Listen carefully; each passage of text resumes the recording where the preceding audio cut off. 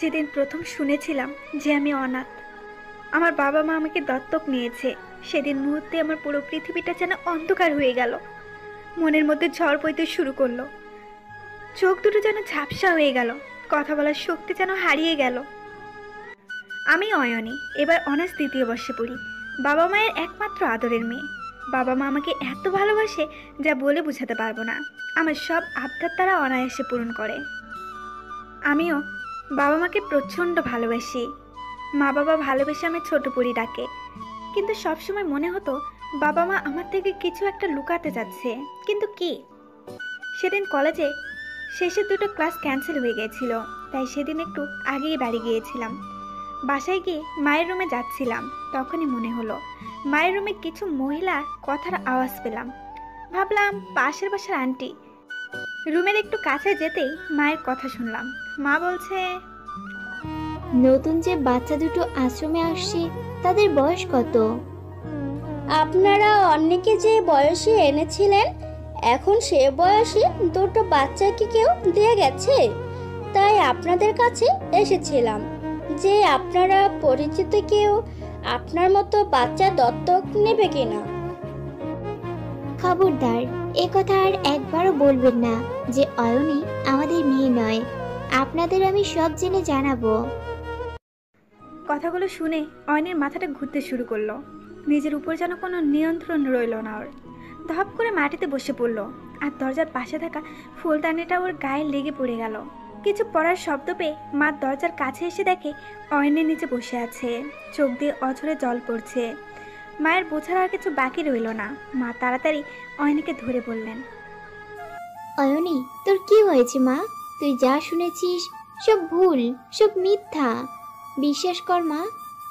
অয়নের মুখ থেকে কোনো কথা বের হচ্ছিল না, শুধু ফ্যাল করে মায়ের দিকে তাকিয়েছিল আর চোখের জল পড়তেছিল। অয়নের মা কোনো রকম ওকে ধরে তার রুমে নিয়ে শুয়ে মাথায় হাত বুলিয়ে দিচ্ছে। অয়নের মায়ের দিকে অপলক দৃষ্টিতে তাকিয়ে আছে। মায়ের রুমটা বারবার চারিদিকে চোখ বুলাচ্ছে, কারণ চার দেয়ালের সব জায়গায় শুধু অয়নের ছবি লাগানো, আর অয়নের সাথে তারা। মনে হয় তারা দুজন অয়নের মাঝে বেঁচে আছে। অয়নের চারপাশে চোখ বুলিয়ে মাকে শক্ত করে জড়িয়ে ধরল আর বলল, প্লিজ মা, কখনো আমাকে দূরে ঠেলে দিও না। তোমাকে আর বাবাকে ছেড়ে যে আমি থাকতে পারবো না। বোকা মেয়ে, কেউ কি নিজের কলিজা ছিঁড়ে ফেলতে পারে? তুই তো আমাদের কলিজা, তোকে কিভাবে দূরে সরিয়ে দেব বল? অয়নের মাও ভীষণ কাঁদছে, কারণ তারা কখনোই চায়নি অয়নী এই সত্যি কথাটা কখনো জানুক। কিন্তু মায়ের কোলে কান্না করতে করতে অয়নী ঘুমিয়ে পড়ল। রাতে অয়নী বাবা আসার পর মায়ের কাছ থেকে সব শুনলো, তারপর বলল, মেয়েটা সারাদিন কিছু খায়নি, দেখো তুমি কিছু খাওয়াতে পারো কিনা। কোথায় অয়নী? ও রুমে।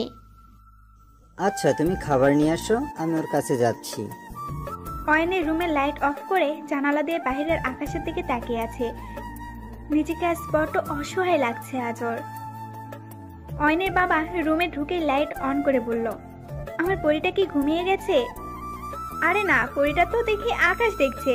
তা পরিমা, আকাশে খোঁজো আর মাটিতে খোঁজো, আমার অয়নী পরীর মতো সুন্দর পরী কিন্তু সারা পৃথিবীর দ্বিতীয় আরেকটা পাবে না। অয়নের বাবার কথা শুনে মলিন একটা হাসি দিল। আমার পরীটা নাকি সারাদিন কিছুই খায়নি, কেন? এমনিতেই বাবা, ভালো লাগছে না। তা বললে তো হবে না, চলো আজ আমি আমার পরীটাকে খাইয়ে দেব। অয়নের বাবা অয়নীকে খাইয়ে দিচ্ছে। অয়নী খাচ্ছে আর খাচ্ছে। খাওয়া শেষে ওর বাবা বলল, মা, তোকে আজ একটা গল্প শোনাই। অয়নের বাবা অয়নীকে খাইয়ে দিচ্ছে আর গল্প শোনাচ্ছে। অনেক বছর আগে এক দম্পতির খুব শখ হতো তাদের কোলে ছোট দেখে একটা পরী আসবে, কিন্তু বছরের পর বছর চলে যায়, কিন্তু তারা তাদের পরীটাকে পায় না। তাই তারা দুজনে এমন এক জায়গায় গেল যেটাকে পরীলোক বলে। সেখানে অনেক ছোট ছোট পরী ছিল। তাই তারা সব পরীদের মধ্যে যে পরীটা সব থেকে সুন্দর তাকে তারা সেই পরীটাকে পরীদের রানীর কাছ থেকে নিয়ে আসে। আর জানিস, সেই পরীটা সেই দম্পতির প্রাণ ছিল। ছোট পরীটা বড় হলো, কিন্তু কোনো এক দুষ্টু পরীর কথা শুনে সে তার বাবা মাকে ভুল বুঝলো।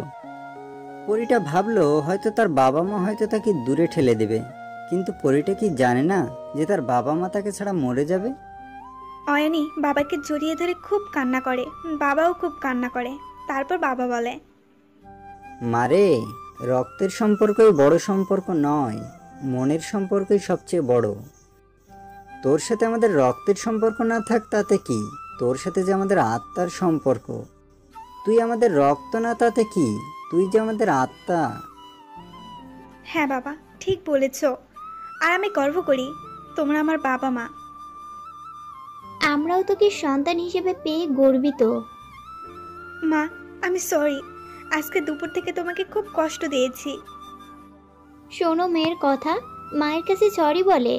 খুব বড় হয়ে গেছিস না? অয়নি বাবা আর মাকে একসাথে জড়িয়ে ধরে বলল, আই লাভ ইউ। সারা রাত অয়নি ঘুমাতে পারেনি। মনে মনে প্রতিজ্ঞা করলো জীবনে কোনোদিন সে বাবা মাকে কষ্ট দিবে না। খুব সকালে উঠে নামাজ পড়ে আল্লাহর কাছে বলল, হে আল্লাহ, আমি জানি না আমি কার রক্ত, আর কোনোদিন জানতেও চাই না। তারা আমাকে অনাথ আশ্রমে রেখে গিয়ে ভালোই করেছে। তাদের এই ভুলের জন্যই আমি এমন বাবা মা পেলাম। তুমি দেখো আমি যাতে তাদের সবসময় খুশি রাখতে পারি। তুমি আমাকে সে তৌফিক দান করো, আমিন। তারপর উঠে সোজা রান্নাঘরে গিয়ে বাবা মায়ের জন্য চা বানায়। তাদের রুমে চা দিতে গিয়ে দেখে বাবা নামাজ পড়তে গেছে আর মা নামাজ পড়ছে। চাটা টেবিলে রেখে নাস্তা বানাতে শুরু করে। পরোটা আর আলুর দম। পরোটা বানাতে যা ময়দা লাগলো তার থেকে বেশি ওর কপালে আর গালে লাগলো। আর পরোটাগুলো দেখতে যা সুন্দর হয়েছে না, আর কি পৃথিবীর সব দেশের মানচিত্র পুরোটা হয়ে গেছে আর কি। বাবা মা খাবার রুমে এসে দেখে অয়নের নাস্তা বানিয়ে নিয়ে এসেছে। মা তো অয়নিকে দেখে হাসতে হাসতে গড়াগড়ি খায়। মা, তুমি হাসতেছো কেন? না, আমাদের ঘরে একটা বিড়াল এসেছে যে আটা খায়। বাবা দেখো, মা হাসছে, আবার আমাকে বিড়াল বলছে। এই, একদম আমার মেয়েকে দেখে হাসবে না আর বিড়াল বলবে না। বিড়াল মা না, মানে মামনি, যাও মুখটা ধুয়ে এসো। অয়নি মুখ ধুয়ে এসে বাবা মাকে খেতে দেয় আর বলে, দেখো তো বাবা কেমন হয়েছে। খুব মজা। অয়নি নিজে মুখে দিয়ে দেখলো যে পরোটায় নুন বেশি আর আলুর দমে ঝাল। অয়নি দুজনের দিকে রাগান্বিত হয়ে তাকালো। থাক, রাগ করা লাগবে না, আজ থেকে আমি শিখিয়ে দেব। মায়ের কথা শুনে তিনজনেই হেসে দিল। তারপর অয়নি তৈরি হয়ে কলেজে গেল। আজ আয়াতকে নিজের জীবনের সব সত্যি কথা বলতে হবে।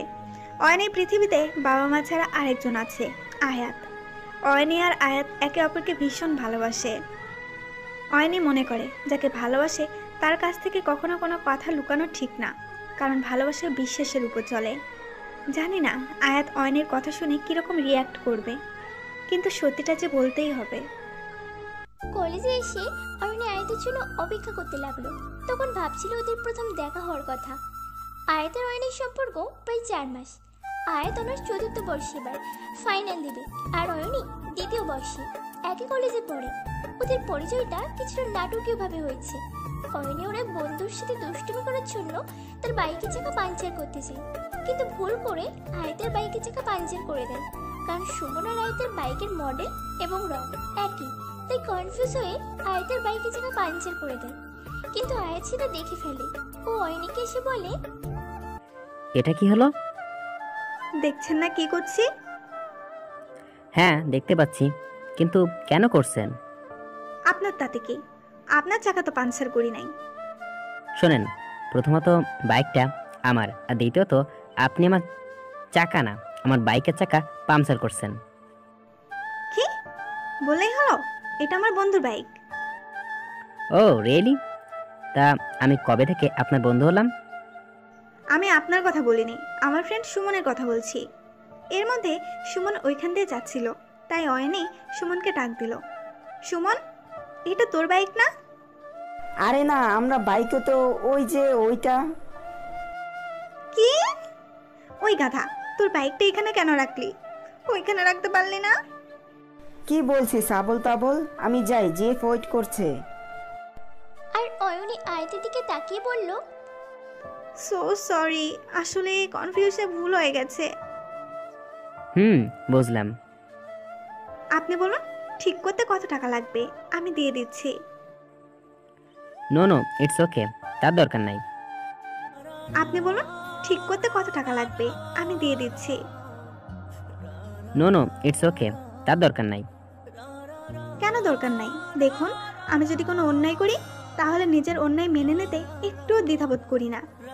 আপনি যতক্ষণ না পর্যন্ত আমাকে মন থেকে ক্ষমা না করবেন ততক্ষণ পর্যন্ত আমি শান্তি পাবো না। ঠিক আছে, মন থেকে ক্ষমা করতে পারি, তবে একটা শর্ত আছে। জি বলুন। আমাকে 1 কাপ চা খাওয়াতে হবে। ওকে, চলুন। দুজনে বসে চা খাওয়ার সময় যে যার পরিচয় জেনে নিল আর অনেক কথা বলল। তারপর প্রায় ওদের দেখা হতো। আয়াত তো অয়নীকে প্রথম থেকে ভালোবেসে ফেলেছিল। ধীরে ধীরে ওদের মধ্যে ভালো বন্ধুত্ব হয়েছে, কিন্তু আয়াত সাহস করে বলতে পারে না যে ও অয়নীকে অনেক ভালোবাসে। অয়নী কিছুদিনের জন্য বাবা মায়ের সাথে গ্রামের বাড়িতে বেড়াতে চায়, কিন্তু আয়াতকে বলে যেতে পারে না। আর অয়নীর গ্রামের বাড়িতে ফোনে তেমন নেটওয়ার্ক থাকতো না, তাই চাইলেও কারোর সাথে যোগাযোগ করতে পারতো না। এদিকে আয়াত তো অয়নীর সাথে কথা বলতে না পেরে পুরো পাগলের মতো হয়ে যায়। প্রায় 1 সপ্তাহ পর অয়নী কলেজে আসে। তখন আয়াত অয়নীকে দেখে জোরে একটা ধমক দেয়। এতদিন কোথায় ছিলাম? ফোন বন্ধ কেন? আর অনেক প্রশ্ন। অয়নী সবকিছু বলল। তুমি জানো এই কয়দিন আমার কি অবস্থা হয়েছে? বলে আয়াত কান্না করে দিল।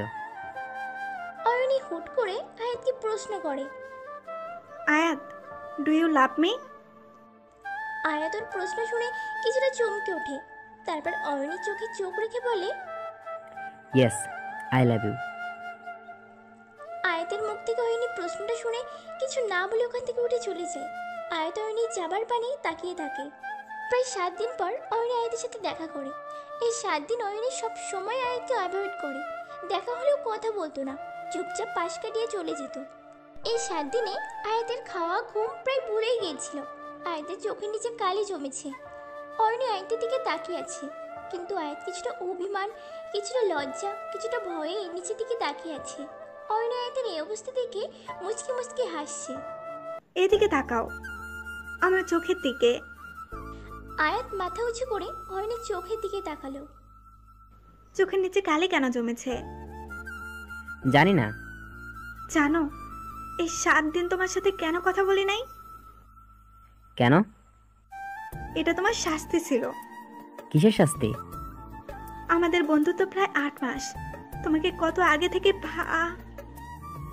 কিন্তু তুমি প্রপোজ করলা, তাও কেমন করে? প্রথমবার তো, তাই পরের বার ঠিক হবে। মানে তুমি আবার অন্য মেয়েকে প্রপোজ করবে? তাহলে কি করব? সারা জীবন তো আর একলা থাকতে পারবো না। খুন করে ফেলবো আমি ছাড়া অন্য কোনো মেয়ের দিকে তাকালে। অয়নী আয়াতের মুখে হাত দিয়ে চেপে ধরল। তারপর বলল, থাক, আর বলা লাগবে না, এখন যাও কিছু ফুল নিয়ে আসো। আয়াত কলেজের পাশের ফুলের দোকান থেকে কিছু গোলাপি রঙের গোলাপ নিয়ে আসলো। তারপর ফুলগুলো দিয়ে সুন্দরভাবে আমাকে প্রপোজ করো, কিন্তু হ্যাঁ, ওই সিনেমার মতো একদম না। ওই রকম প্রপোজ আমার একটুও পছন্দ না। আয়াত অয়নীর হাতটা ধরে বলল, হবে কি আমার সুখ দুঃখের সঙ্গী? বাসবে কি আমায় ভালো? কারণ আমি যে তোমায় অনেক ভালোবাসি। আই লাভ ইউ এ লট। অয়নী শুধু একটা মুচকি হাসলো। তারপর বলল, গাধা। অয়নীর হাসিটা আয়াতকে সব প্রশ্নের উত্তর দিয়ে দিল। আয়াত আইনির হাত ধরে চোখের দিকে তাকিয়ে অভিমানের সুরে বলল, তাহলে 7 দিন কষ্ট দিলে কেন? 7 দিন কি শুধু তুমি একা কষ্ট পাইছো? আমি বুঝি কষ্ট পাইনি? আয়াতের ডাকে অয়নী ভাবনার জগৎ থেকে বের হলো। কি হয়ে এত জরুরি তলব কেন ম্যাডাম? আজই বিয়ে করার প্ল্যান করছেন নাকি? মজা করো না তো, ভালো লাগছে না। কি হয়েছে আইনি? Is everything okay? আয়াত, আজ তোমাকে আমি আমার জীবনের সবচাইতে গুরুত্বপূর্ণ একটি কথা বলবো। হ্যাঁ বলো। অয়নী ধীরে ধীরে আয়াতকে সব কথা খুলে বলল। আয়াত প্রথমে কিছুটা অবাক হলো, তারপর বলল, তো তাতে কি হয়েছে? এই সামান্য কথার জন্য এত টেনশন করতেছিলা? এটা কোনো সিরিয়াস বিষয় হলো? অয়নী আয়াতের দিকে অপলক দৃষ্টিতে তাকিয়েছিল। তখন আয়াত বলল, আমি তোকে ভালোবাসি। তোমার জন্ম পরিচয় কেনা। সব জেনেও কি তোমার পরিবার আমাকে মেনে নেবে? কেন নিবা না? আর তাছাড়া বাবা মা তোমার আমার বিয়ে সব জানে। আমার মনে হয় না এই সামান্য বিষয়ে তারা অমাত করবেন। তারপরেও আমি তাদের সত্যিটা জানাতে চাই, কারণ মিথ্যার আশ্রয় নেওয়াটা আমি পছন্দ করি না। তাহলে চলো আমাদের বাসায়। আয়াতের পরিবার ওদের সম্পর্কের কথা জানে, অয়নের বাবা মাও সব জানে। দুই পরিবারই ভেবেছে পড়াশোনা শেষ হলে ওদের বিয়ে দিয়ে দেবে। আয়াতের বাবা মায়ের কাছে অয়নের বিষয়ে সব বলল। আয়াতের বাবা কথাগুলো শুনে বলে উঠল, অসম্ভব, এ হতে পারে না। ওর মতো একটা মেয়ে যার জন্ম পরিচয়ের কোনো ঠিক নাই, সে হবে এ ঘরের বউ? কখনো না। কেন বাবা, ওর জন্ম পরিচয় দিয়ে কি হবে? আর তাছাড়া ওর তো বাবা মায়ের সব আছে, তাহলে প্রবলেম কোথায়?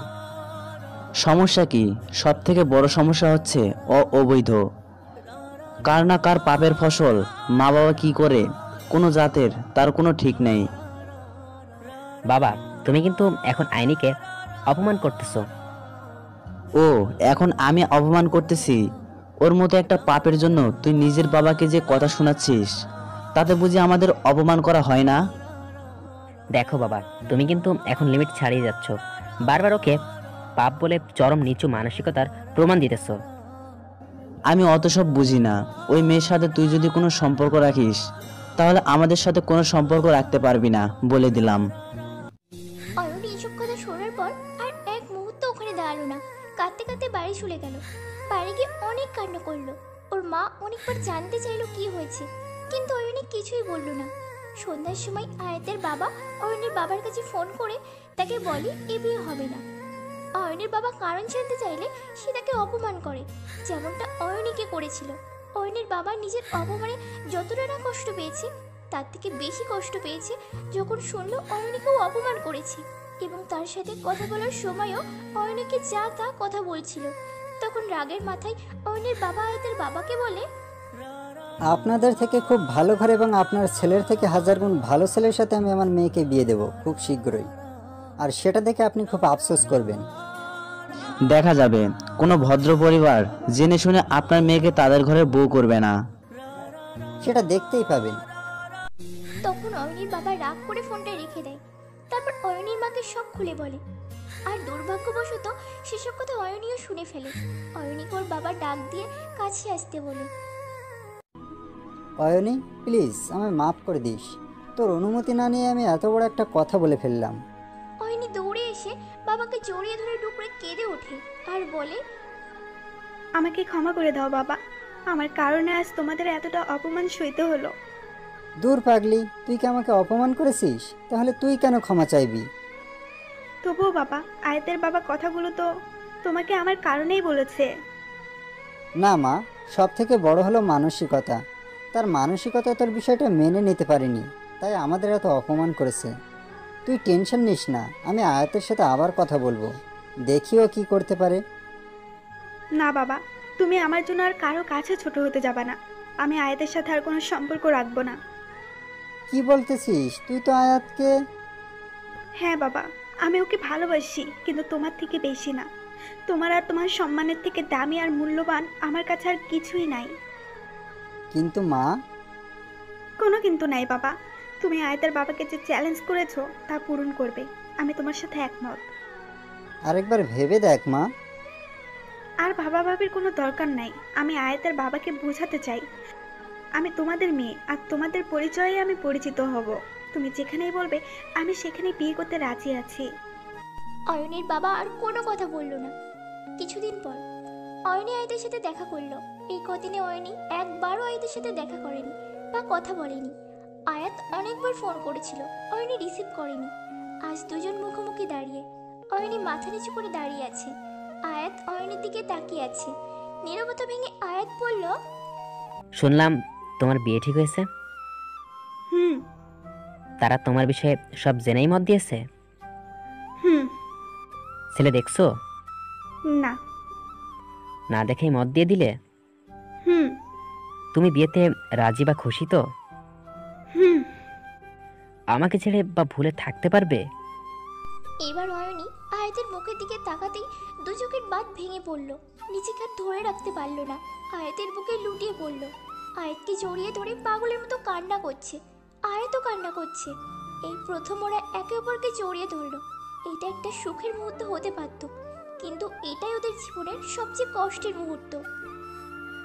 আমি জানি তুমি আমাকে ছাড়া থাকতে পারবে না।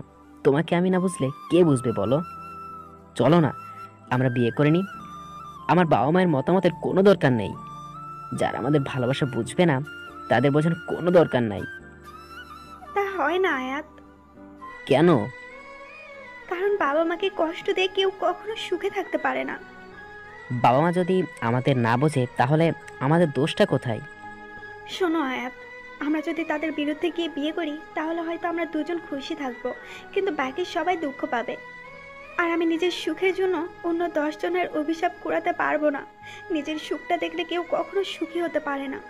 সুখ তো তখনই আসে যখন আমাদের আপনজনগুলো সুখে থাকে। তাহলে আমি কি করব? তুমি তোমার বাবা মায়ের খেয়াল রাখবে, তাদের সব কথা মানার চেষ্টা করবে, লেখাপড়া শেষ করে তোমার বাবার ব্যবসায় যোগ দেবে, আর সুন্দরভাবে নিজের জীবনটা সাজাবে। তোমাকে ছাড়া চুপ করে আছি কারণ আয়াতের এই প্রশ্নের উত্তর অয়নের কাছে নেই। কত সহজেই কথাগুলো বলে দিলা, তাহলে এও তো বলে দাও তোমাকে ছাড়া কিভাবে থাকবো। কি আমাকে ছোট্ট বিষয়ে বকা দিবে? কি আমাকে চুল বড় করলে বকা দিবে? কি আমাকে নামাজ না পড়লে বকা দিবে? কি আমাকে পড়াশোনা করানোর জন্য রাত 2টা পর্যন্ত জেগে থাকবে বলো? কি আমাকে ঠিক মতো খেতে ঘুমাতে বলবে? আর কত কি বলো। অয়নী তখন চুপ করে চোখের জল ঝরাচ্ছে। কি হলো বলো, চুপ কেন? অয়নী আয়াতের কথা শুনে চুপ করে আছে। কি বলবে আয়াতকে? কারণ ও তো নিজেই জানে না আয়াতকে ছেড়ে কিভাবে থাকবে। কি হলো, চুপ কেন? কিছু বলো। সরি আয়াত, নিজের খেয়াল রেখো আর আমাদের স্বপ্নগুলো পূরণ করো। আমার কথাগুলো রাখার চেষ্টা করো। ভালো থেকো। এই বলে অয়নী যাওয়ার জন্য পা বাড়াতে আয়াত অয়নীর হাতটা টান দিয়ে জড়িয়ে ধরে কান্না করে দেয় আর বলে, প্লিজ যেও না আইনি, আমি তোমাকে ছাড়া থাকার কথা ভাবতেই পারছি না। অয়নী চুপ করে আছে আয়াতের বুকে আর অঝোর ধারায় কান্না করছে। কিছুক্ষণ এভাবেই থাকলো দুজন। তারপর অয়নী আস্তে করে আয়না থেকে নিজেকে ছাড়িয়ে চলে গেল। আয়াত ওর যাওয়ার পথের দিকে তাকিয়ে আছে আর ওর চোখ থেকে অঝরে জল ঝরে পড়ছে। অয়নী একবারও পিছনে ফিরে তাকায়নি, কারণ অয়নী জানে ও ফিরে তাকালে আয়াতের অশ্রুসিক্ত চেহারা দেখতে পারবে না। দেখার মতো শক্তি ওর নেই। আজ অয়নীর বিয়ে, সবাই বিয়ের কাজে ব্যস্ত।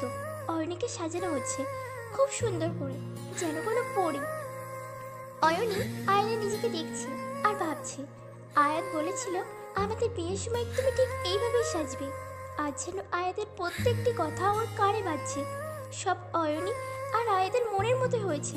অয়নী তো আছে কিন্তু আয়াতটা নেই। আয়নার সামনে দাঁড়িয়ে কথাগুলো ভাবছে, তখনই অয়নীর ফোনটা বেজে উঠেছে। হ্যালো, আসসালামু আলাইকুম। কে? ওয়ালাইকুম আসসালাম, আমি আনিকা। হ্যাঁ বলো। আপু, আয়াত ভাইয়া সুইসাইড করতে যাচ্ছে। কি কি বলছো এসব? আপু, ভাইয়া বাবা মায়ের সাথে ভীষণ ঝগড়া করেছে আর বলেছে তোমার যদি অন্য কারোর সাথে বিয়ে হয় তাহলে সে নিজের মাথায় গুলি করবে, নিজের জীবন দিয়ে দেবে। ভাইয়া একটা পিস্তল মাথায় ঠেকিয়ে বলেছে তোমার বিয়ে বন্ধ না করলে নিজেকে শেষ করে দিবে।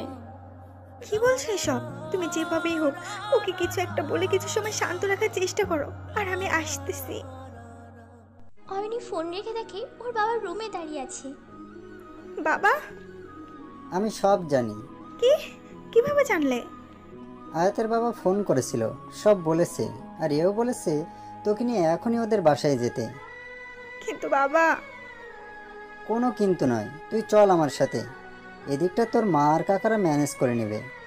অয়নী আর ওর বাবা বেরিয়ে গেল আয়াতের বাড়ির উদ্দেশ্যে। কিছুক্ষণ পর পৌঁছে গেল। বাড়ির ভিতরে গিয়ে দেখে আয়াত নিজের মাথায় পিস্তলটা ঠেকিয়ে দাঁড়িয়ে আছে। দেখো আয়াত, একদম পাগলামি করো না। পাগলামির তো এখনো কিছুই দেখনি। এখনই যদি তুমি ওকে বিয়ে না করো তাহলে আমি নিজেকে শেষ করে দিব। প্লিজ আয়াত, এরকম করো না। বিয়ে করবা কিনা বলো? না, কারণ এখন তোমাকে বিয়ে করলে আমার বাবা মায়ের সম্মান থাকবে না, আর আমি তাদের সম্মানহানি করতে পারবো না। ও, তার মানে তুমি আমাকে মৃত দেখতে পারবে? বাজে কথা একদম বলবা না। তোমরা তিনজনে আমার সবচাইতে প্রিয় মানুষ। তাহলে আমাকে বিয়ে করো। না, তা সম্ভব না। তাহলে দেখো আমি কি করি। এই বলেই নিজের হাতে একটা গুলি চালিয়ে দিল। সবাই আয়াত বলে চিৎকার দিয়ে উঠল এবং আয়াতের কাছে যাবার চেষ্টা করলো। কেউ আমার কাছে আসার একদম চেষ্টা করবে না। সবে তো হাতে গুলি করছি, এরপর আমার কথা না মানলে সোজা মাথায় গুলি করব। ঠিক আছে, আমি রাজি। কিন্তু আমি রাজি না। আমি আমার মা বাবাকে সবার সামনে ছোট হতে দিতে পারবো না। আয়াতের হাত থেকে প্রচন্ড রক্ত পড়ছে, কিন্তু আয়াত কাউকে নিজের কাছে যেতে দিচ্ছে না। অয়নী আয়াতের অবস্থা দেখে কান্না করছে, কিন্তু কিছু করতে পারছে না। সেটা দেখে অয়নীর বাবা বলল, জেদ করিস না মা, প্লিজ রাজি হয়ে যা। কিন্তু বাবা। কোনো কিন্তু না। দেখ মা, কারো জীবনের থেকে সম্মান কখনো বড় হয় না। আর তুই আমার সম্মানের কথা ভাবিস না, আল্লাহর রহমতে সব ঠিক হয়ে যাবে। বাবার কথাই অয়নী রাজি হলো। আয়াত, আমি রাজি। তার আগে হাসপাতালে চলো, তোমার হাত থেকে প্রচুর রক্ত ঝরছে। ঠিক আছে, আগে কাজে ডেকে বিয়ে হবে, তারপর ডাক্তারের কাছে যাব। চুপ, একদম চুপ। আর একটা কথা বলে চর মেরে দাঁত ফেলে দেব। আনিকা, তুমি ডাক্তারকে ফোন করে বাসায় আসতে বলো। ঠিক আছে ভাবি। আনিকার মুখে ভাবি ডাক শুনে অয়নী হাসবে না কাঁদবে ভেবে পাচ্ছে না। কিছুক্ষণ পর ডাক্তার আর কাজী একসঙ্গে আসলো। এদিকে ডাক্তার হাতে ব্যান্ডেজ করছে, অপরদিকে কাজী বিয়ের দোয়া করছে। বাপের জন্মে এমন বিয়ের দৃশ্য দেখিনি। আয়নের দিকে তাকিয়ে মুসকি মুসকি হাসছে। আর অয়নী তাদেরকে রাগে ফুঁসছে। বাবা বলো আলহামদুলিল্লাহ কবুল। কবুল কবুল কবুল কবুল কবুল কবুল। থাক বাবা থামো, 3 বারই যথেষ্ট। আজকাল ছেলে মেয়েদের যা অবস্থা, এবার হয়নি বলো। অয়নী আয়তের দিকে তাকিয়ে রাগে কটমট করতে করতে কবুল বলল। অবশেষে ওদের বিয়ে সম্পূর্ণ হলো। সবাই দোয়া করে মিষ্টি মুখ করলো।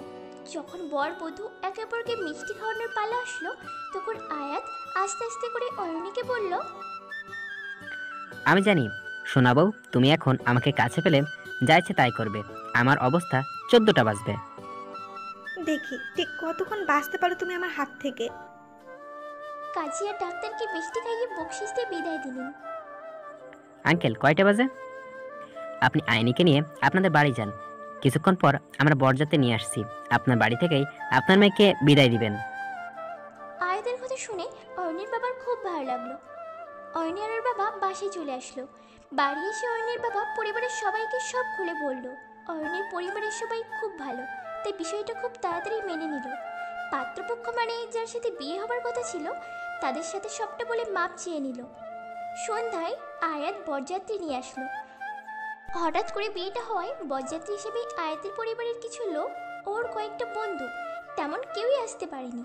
অয়নী আবার খুব সুন্দর করে সাজলো। ওর বাবা রুমে এসে বলল, মা এবার সাজটাই কিন্তু তোকে বেশি মানাচ্ছে। কেন বাবা, আগের বার বুঝি ভালো লাগেনি? লেগেছিল, কিন্তু তখন তো মন থেকে সাজিসনি, আর এখন সাজটা মনের ভেতর থেকে ফুটে উঠেছে। বাবার কথা শুনে অয়নী খুব মিষ্টি করে হাসলো। সব কাজ শেষে অয়নীকে বিদায় দেওয়া হলো। খুব কান্না করলো অয়নী, ওর বাবা মা আর ওদের পরিবারও।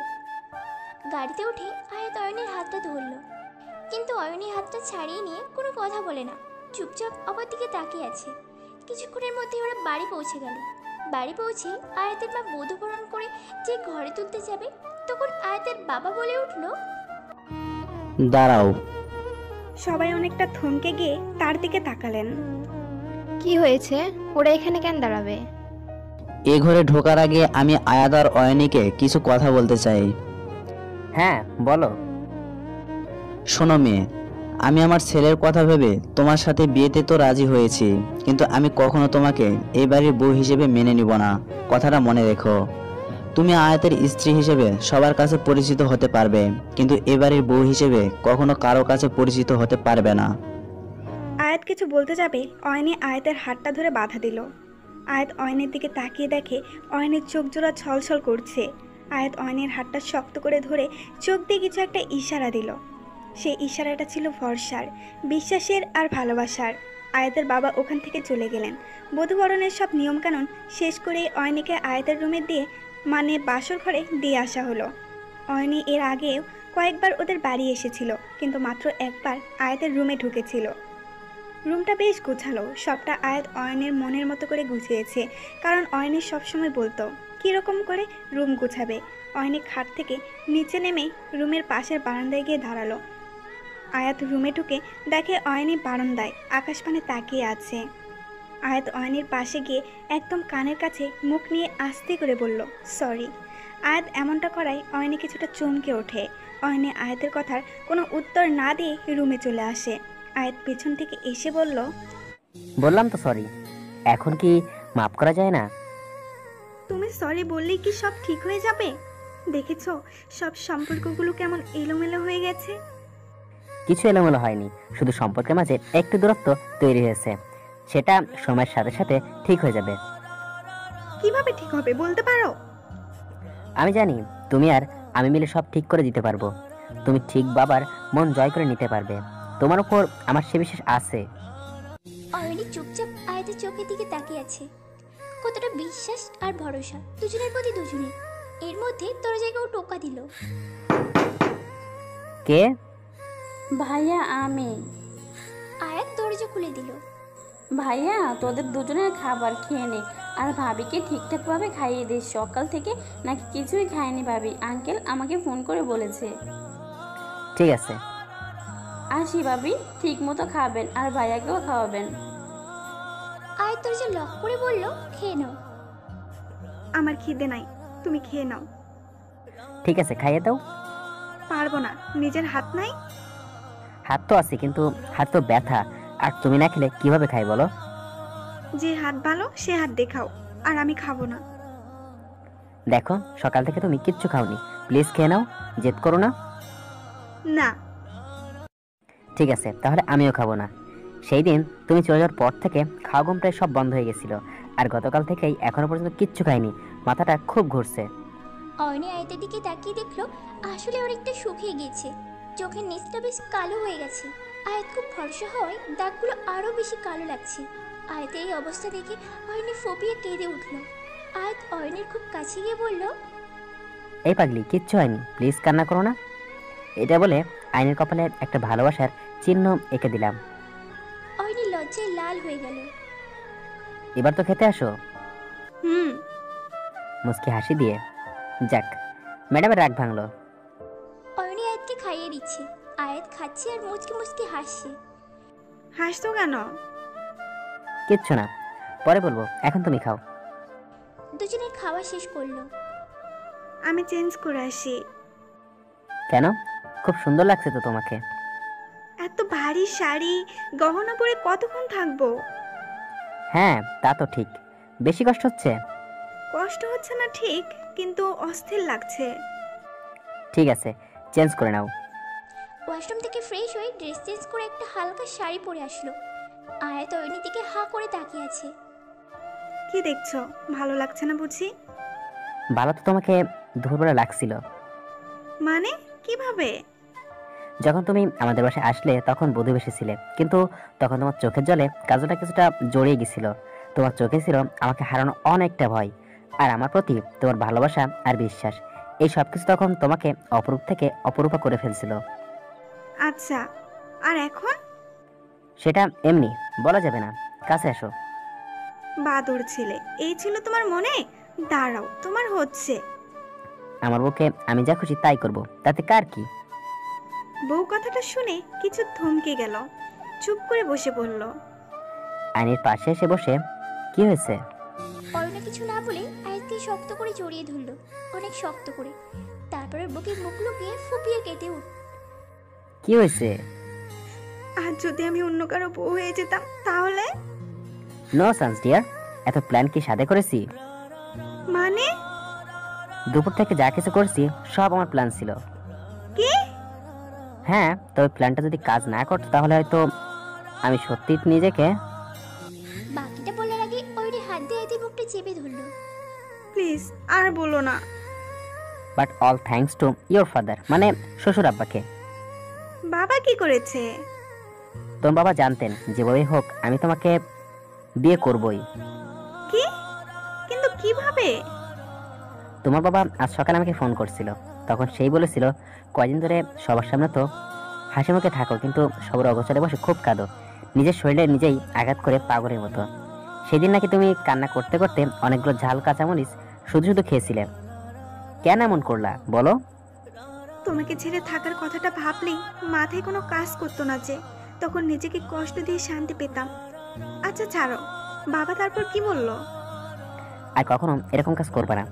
তারপর তোমার বাবা বলল, দেখো আমার মেয়ের সুখের কাছে আমার সম্মান বড় না। আমি আমার মেয়েকে এভাবে কষ্টে পেতে দেখতে পারছি না। আমি জানি আইনিকে এখন কিছু বললে শুনবে না, কারণ ও আমাকে আর আমার সম্মানটাকে সবার থেকে বেশি ভালোবাসে। কিন্তু এটাও সত্যি, আইনি তোমাকেও পাগলের মতো ভালোবাসে। তখন আমি বললাম, আমিও তোকে অনেক বেশি পরিমাণে ভালোবাসি। যখন আঙ্কেল বলল, যদি সত্যি আইনিকে ভালোবাসো তাহলে কিছু করো, আমি আমার মেয়েকে এভাবে সারা জীবন কষ্ট পেতে দেখতে পারবো না। তুমি কিছু করো, আমি তোমার সাথে আছি। তারপর আমি এই কাণ্ডটা করলাম, কিন্তু আমি যে এমন করবো তা আঙ্কেল বুঝতেও পারিনি। এটা প্ল্যান ছিল, তাহলে কেন নিজের হাতে গুলি করলা?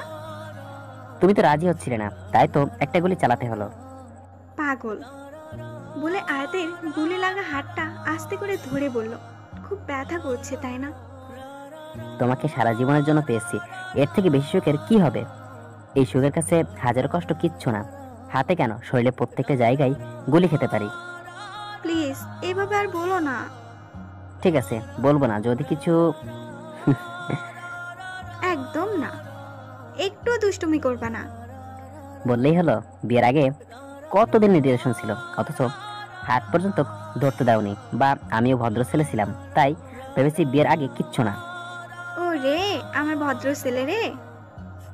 ভদ্র ছেলেই তো আমি। সেদিন নিজে থেকে জড়ি ধরলাম, তাও কান্না করে। এখন তো বিয়ে হয়েছে, এখন আর কোনো বাধা নাই। জি না, ভদ্র ছেলে যখন তখন ভদ্র ছেলের মতো ঘুমাও। তাহলে তো আজকে একটু অভদ্র হতেই হয়। এই বলে অয়নিকে কোলে তুলে নিল। দেখো ভালো হবে না কিন্তু। ভালো খারাপ পরে দেখা যাবে, বাকিটা কিচ্ছু না। তা আপনাদের জানার দরকার নাই। খুব সকালে উঠে অয়নি নামাজ পড়লো, আয়াতকে নামাজ পড়তে পাঠালো। তারপর রান্না করে গিয়ে দেখে ওর শাশুড়ি রান্না করছে। তা দেখে অয়নি বলল, মা আমি আপনাকে সাহায্য করি। থামো। কথাটা শুনে অয়নি ভাবলো হয়তো ওর শাশুড়ি ওকে। মা আপনিও কি আমাকে? আরে তোর পায়ের কাছে পানি, ওখানে পা দিলে পা স্লিপ করে পড়ে যাবি, তাই দাঁড়াতে বললাম। অয়নি কোনো কথা না বলে দৌড়ে গিয়ে ওর শাশুড়িকে জড়িয়ে ধরে কান্না করে দিল। এই বোকা মেয়ে, কান্না করছিস কেন? মা আমি তো ভেবেছিলাম আপনিও বাবার মতো। দূর বোকা মেয়ে, তুই সত্যিটা না বলতি তাহলে কি আমরা কিছু জানতে পারতাম? তোর সততায় তো যে কেউ মুক্ত হবে। হ্যাঁ, প্রথমে আমিও কিছুটা ভুল ভেবেছিলাম, কিন্তু আয়াত আমাকে বোঝানোর পর বুঝতে পারলাম আমরা কত ভুল ছিলাম। কিন্তু মা বাবা। ওনার কথা বলিস না, এক নাম্বারের ঘাটতার একটা। আসলে পুরোনো দিনের চিন্তাটা এখনো মন থেকে বের করতে পারেনি। দেখিস একদিন সব বুঝে যাবে, সেদিন তোকে সব থেকে বেশি ভালোবাসবে। আপনার কথাই যেন সত্যি হয় মা। তাই হবে। আর শোন, তোর শ্বশুর যেসব পছন্দ করে সেসব জিনিস আমি তোকে বলে দেবো। আর হ্যাঁ, তোর শ্বশুরের সামনে তোকে একটু একটু বকা দিলে কিছু মনে করিস না কিন্তু। ঠিক আছে মা, আই লাভ ইউ। পাজি মেয়ে। মা আমি রান্না করব। আচ্ছা, কি কি পারিস রান্না করতে? ডিম ভাজি করতে, আর চা করতে, কফি বানাতে। বাহ, অনেক কিছু পারিস তো। লজ্জা দিবেন না প্লিজ। আরে লজ্জা দিচ্ছি না, আমি আছি না, সব শিখিয়ে দেবো। আয়, আমি যা করি খেয়াল করে দেখ। শাশুড়ি আর বউ মিলে রান্না করছে আর গল্প করছে। তখন আয়নিকা এসে বলল, কি হচ্ছে আমাকে ছেড়ে? মা আমাকে রান্না শেখাচ্ছে, আসো তুমিও শিখবা। না বাবা, আমি পারবো না, তোমরাই করো। অলস মেয়ে। মা আপনি ওকে বকা দিয়েন না তো, ও আমার মতো ওর শাশুড়ির কাছ থেকে শিখে নেবে। একদম ঠিক। নাস্তা তৈরি করে সবাই নাস্তা করতে বসলো।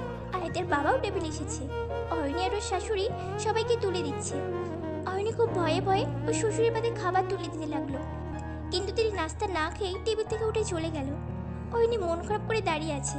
তা দেখে আয়াতের মা বলল, আরে তুই মন খারাপ করিস না তো, ওটা তো একটা হিটলার। চল তুই খেয়ে নে, আমি ওনার খাবার রুমে দিয়ে আসবো। কিন্তু মা। কোনো কিন্তু না, খেতে বস। আয়াত, তুই অয়নিকে খাইয়ে দে, আমি তোর বাবার খাবারটা রুমে দিয়ে এসছি। জি মা। আয়াত অয়নিকে খাইয়ে দিতে গেল, কিন্তু আয়াতের হাত তো ব্যথা, তাই উল্টো অয়নি আয়াতকে খাইয়ে দিচ্ছে। তা দেখে আনিকা বলল, ভাবি, তাহলে আমি কি দোষ করলাম? ঠিক আছে, তোমাকেও খাইয়ে দিচ্ছি। কিছুক্ষণ পর আয়াতের মা এসে দেখে অয়নি, আয়াত আর রানিকা তিনজন একে অপরকে খাইয়ে দিচ্ছে আর খুব হাসাহাসি করছে। তা দেখে তার খুব ভালো লাগলো। মা, ওখানে কেন দাঁড়িয়ে আছেন? এখানে আসেন, আমাদেরকে খাইয়ে দিন তো। আয়াতের মাও গিয়ে ওদের সাথে খেতে বসলো। এদিকে আয়াতের বাবা দরজার ফাঁক দিয়ে দেখছে সবাই কতটা খুশি। তা দেখে তিনি বললেন, মা, তুই খুশি তো? কি যে বলো বাবা, খুশি থাকবো না কেন? আর তুমি আমার কাছ থেকে আয়াতের সাথে কথা বলার বিষয়টা লুকালে কেন? আরে আমি কি জানতাম নাকি গাধাটা এমন উদ্ভট কাণ্ড করবে? আচ্ছা ছাড়ো তো, ধন্যবাদ বাবা। অয়নের মা, দেখো তোমার মেয়ে তো বড় হয়ে গেছে। দেখো বাবা মাকে কিভাবে ধন্যবাদ দিচ্ছে, পাগলি কোথাকার। হ্যাঁ, বড় হয়ে গেছে মেয়েটা, আর আমাদের থেকে দূরেও চলে গেছে। কখনো না, তোমাদের থেকে দূরে আমাকে কেউ নিতে পারবে না। শোন মা, তোর শ্বশুর যদি তোকে কিছু বলে তাহলে কিন্তু কিছু মনে করবি না। বড়দের রাগও একরকম আশীর্বাদ। জি বাবা। আর শোন, আয়াতের খেয়াল রাখবি, ছেলেদের তোকে পাগলের মতো ভালোবাসে। বিয়ে হতে না হতেই জামাইয়ের টান টানছো। এর মধ্যে আয়াত রুমে এসে বলল, তাহলে কি তোমার টান লাগবে? এই বলে অয়নি ধাক্কা দিয়ে অয়নের মায়ের কোল থেকে ফেলে আয়াত শুয়ে পড়ল মায়ের কোলে আর বলল, আজ থেকে এটা আমার মা, তুমি যাও ভাগ। বললেই হলো, ওঠো আমার মায়ের কোল থেকে। উঠবো না, কি করবা? দেখবা কি করব। আরে থাম থাম, ঝগড়া করিস না। মা, আপনার মেয়েই তো পায়ে পাড়া দিয়ে ঝগড়া করছে। কি, আমি ঝগড়া করেছি? বলেই আয়াতের পায়ে সত্যি একটা পাড়া দিয়ে চলে গেলাম। যাও, এখন তোমার বউকে তুমিই সামলাও, আমরা এর মধ্যে নাই। না, হ্যাঁ। অয়নি ওর রুমে গিয়ে বারান্দায় দাঁড়িয়ে রয়েছে। আয়াত এসে পিছন থেকে জড়িয়ে ধরল। কি চাই? তোমাকে। কেন? ভালোবাসি বলে। ভালোবাসো না চাই, তাহলে ঝগড়া করলে কেন? ভালোবাসি তো। লাগবে না। আচ্ছা। এই বলে অয়নিকে কোলে তুলে নিল। আচ্ছা আয়াত, এই যে এতবার আমাকে কোলে তোলো, তোমার কষ্ট হয় না? না। কেন? কারণ আমি আমার সবচেয়ে প্রিয় মানুষটাকে কোলে নিয়ে সারা জীবনও চলতে পারবো। তবে হ্যাঁ, ওজনটা একটু কমিও। কি বলে আয়াতের বুকে 2-3টা কিল মারলো। I love you more than you. No, I love you more than you. দেখতে দেখতে বিয়ের প্রায় 15 দিন হয়ে গেছে। সবকিছু কিছুটা গুছিয়ে এসেছি। আয়াত এখন সুস্থ, আজ থেকে ওরা কলেজে যাবে। অয়নি প্রথমে কলেজে যেতে চাইছিল না, কিন্তু আয়াত আর ওর শাশুড়ি কড়া গলায় বলে দিয়েছে লেখাপড়া ছাড়লে চলবে না। আয়াত, অয়নি আর অনিকা একই কলেজে পড়ে। অয়নি 2য় বর্ষে, অনিকা 1ম বর্ষে, আর আয়াত 4র্থ বর্ষে ফাইনাল পরীক্ষা দেবে কয়েকদিন পর। 3জন মিলে একসাথে কলেজে যায়। আজ ওদের কলেজে আসার কথা শুনে আয়াত আর অয়নির বন্ধুরা সারপ্রাইজ পার্টি প্ল্যান করলো। আজকে কলেজে দিনটা খুব ভালো কেটেছে। বন্ধুদের সাথে অনেক হাসি তামাশা চলেছে। সবাই ওদের রোমিও জুলিয়েট বলে ডাকা শুরু করেছে। কলেজ থেকে বাড়ি 3জন একসাথে আসলো। দিন চলে যাচ্ছে, কিন্তু আয়াতের বাবা এখনও অয়নিকে মেনে নেয়নি। এমনকি অয়নের বাবা মায়ের সাথেও বিয়ের পর এখনও ঠিকভাবে কথা বলে না। প্রায় 6 মাস হতে চলল ওদের বিয়ে। দিনগুলো এখন আগে থেকে অনেক সুন্দর যেতে লাগলো। আয়াত অনার্স কমপ্লিট করে মাস্টার্স করছে, সাথে ওর বাবার ব্যবসাও দেখাশোনা করছে। এর মধ্যে একটা খবর ওদের সবার মাথাটা ঘুরিয়ে দিল। খবরটা হলো আনিকা প্রেগনেন্ট। খবরটা খুশি হলেও সবার কাছে ভীষণ চিন্তার, কারণ আনিকার এখনো বিয়ে হয়নি। খবরটা শুনে সবার মাথায় যেন আকাশ ভেঙে পড়লো। আয়াতের বাবা প্রচণ্ড রেগে গেলেন, এমনকি রাগের চোটে আনিকাকে 2টো ছড় মারল। আয়াতের মা আর অয়নি তাকে থামালো। তুই এমন কাজ কিভাবে করলি বল? আনিকা কোনো কথা বলতে পারছে না, শুধু নিজের ভুলের জন্য কাঁদছে। আমার মেয়ে হয়ে তুই এমন কাজ কিভাবে করলি? বাবা, আমি ভুল করেছি, আমাকে ক্ষমা করে দাও। ও আমার ভালোবাসার সুযোগ নিয়ে তোর ভুলটা ক্ষমার অযোগ্য। তোর মতো মেয়েকে আমি মেরেই ফেলবো। মেয়েটাকে মেরে ফেললে কি সব সমস্যার সমাধান হবে? তার থেকে কীভাবে এই সমস্যা থেকে মুক্তি হবে তার উপায় খোঁজ। অয়নি, তুমি আনিকাকে তোমার রুমে নিয়ে যাও। জি মা। অয়নি আনিকাকে নিজের রুমে নিয়ে আসলো। তারপর আনিকাকে বোঝানোর চেষ্টা করতেছে, কারণ আনিকা মানসিকভাবে অনেক ভেঙে পড়েছে। ভাবি, আমি একটা ছেলেকে খুব ভালোবাসতাম, কিন্তু ও আমার ভালোবাসার দোহাই দিয়ে ও আমার সাথে কয়েক মাস থেকে ও আমাকে অ্যাভয়েড করতেছে। কিছুদিন যাবৎ ওর কোনো খবর পাচ্ছি না। আর তাছাড়া ও আমাকে বলেছে আমার সাথে কোনো সম্পর্ক রাখবে না, আর যদি আমি ওর পিছু না ছাড়ি তাহলে ও আমাদের কথাগুলো সবাইকে বলবে এবং নেটে আমার ছবি আপলোড করে দিবে।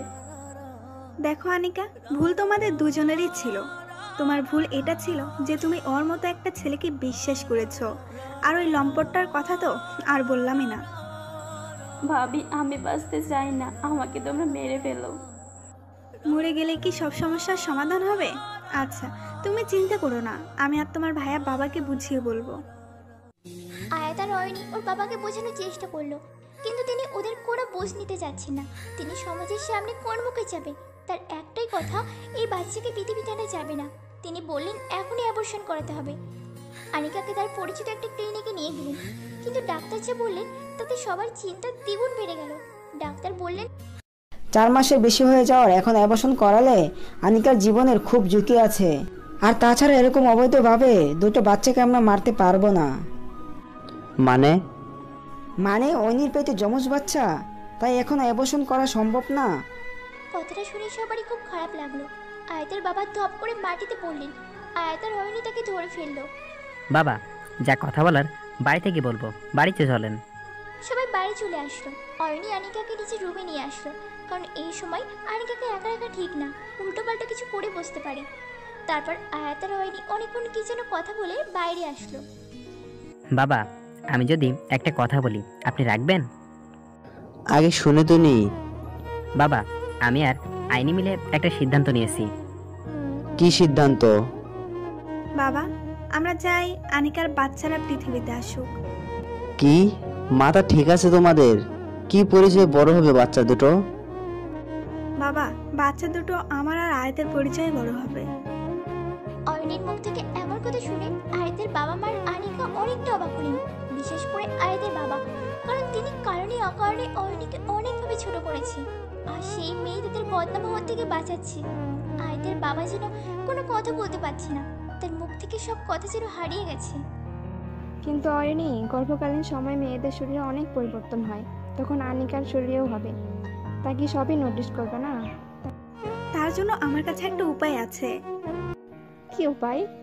দেখুন, আমার বাবার বা আপনাদের দুই পরিবারেরই ব্যবসায় অন্য দেশেও আছে।